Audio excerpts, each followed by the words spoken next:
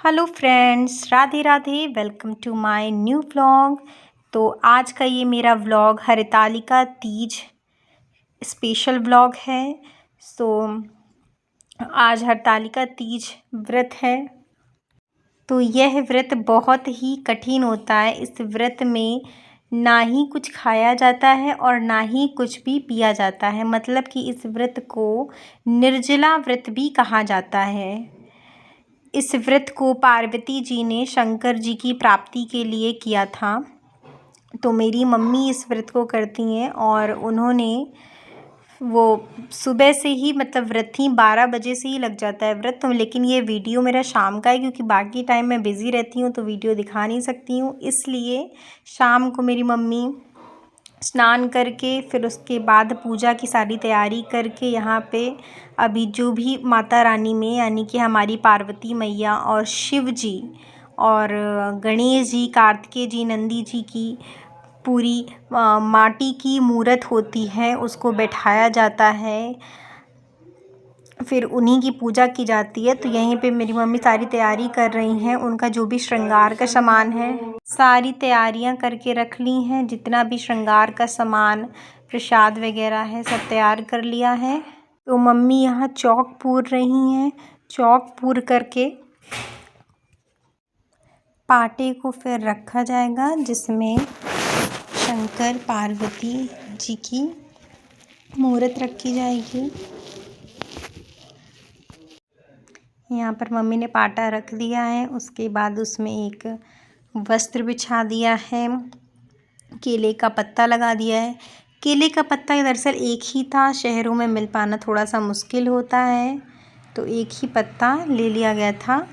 तो वरना 2 पत्ते या 4 पत्तों का पूरा एक मंडप बनता है, लेकिन वो पॉसिबिलिटी नहीं हुई थी और वो लग भी नहीं पा रहा था। तो ऐसे ही पीछे उसको रख दिया गया था क्योंकि शुभ होता है तो ज़रूरी है इसको रखना। और यहाँ पे फल वगैरह जो भी हमारे ऋतु फल होते हैं वो रखे गए हैं।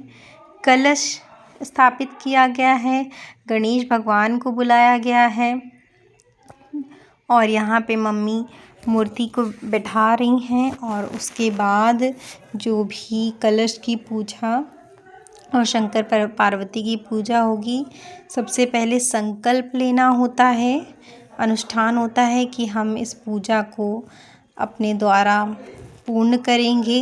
जितना भी हमारे से हो सकता है, जितनी भी श्रद्धा है, जितना कर सकते हैं ऐसा संकल्प लेते हैं भगवान से।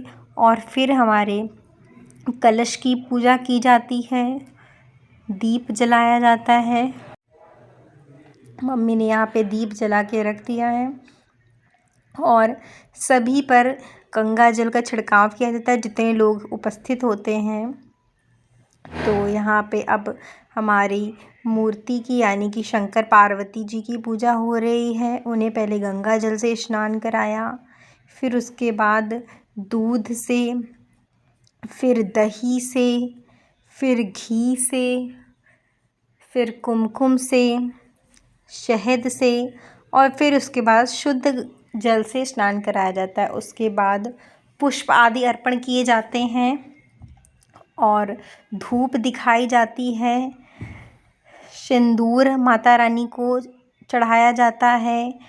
शिव जी में चंदन लगाया जाता है, गणेश जी में चंदन अर्पण किया जाता है, कार्तिकेय जी में चंदन अर्पण किया जाता है, दक्षिणा आदि चढ़ाई जाती है और भोग लगाया जाता है। उसके बाद जनेऊ पूजन विधि होती है जिसमें हमारे भोलेनाथ बाबा को जनेऊ अर्पण किया जाता है। उसके बाद वस्त्र पहनाए जाते हैं सभी में, जैसे कि पार्वती जी में, शंकर जी में, कार्तिकेय जी, गणेश जी, उनमें वस्त्र पहनाया जाता है। उसके बाद हमारी पार्वती मैया को श्रृंगार अर्पण किया जाता है, सिंदूर, कुमकुम, चूड़ी, बिंदी और जितना भी मतलब 16 श्रृंगार होते हैं, जितना आप कर सकते हो वो सभी चीज़ें माता रानी को अर्पण किया जाता है। प्रसाद वगैरह रखा जाता है, फल चढ़ाए जाते हैं और जो भी हम लोग जेवर बनाए जाते हैं वो मुझे पता नहीं किस चीज़ से बनता है। तो छोटे छोटे जेवर कुचैया वगैरह पूड़ी वगैरह बनती है वो चढ़ाया जाता है। और यहाँ पे सब चीज़ चढ़ चुकी है। उसके बाद धूप दीप से आरती कर रही हैं मम्मी।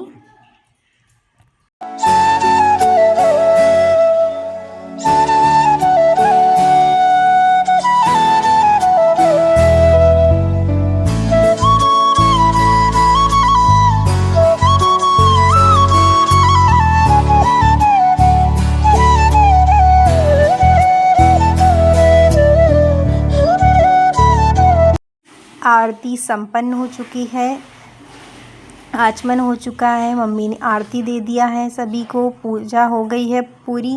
उसके बाद थोड़ा सा ये गाना बजाना भी किया जाता है। रात भर जगा यहाँ पर सब कुछ होने के बाद अगर वीडियो पसंद आया हो तो वीडियो को लाइक ज़रूर करिए, चैनल को सब्सक्राइब करिए, बेल आइकन प्रेस करना ना भूलें। मिलते हैं नेक्स्ट वीडियो के साथ। राधे राधे।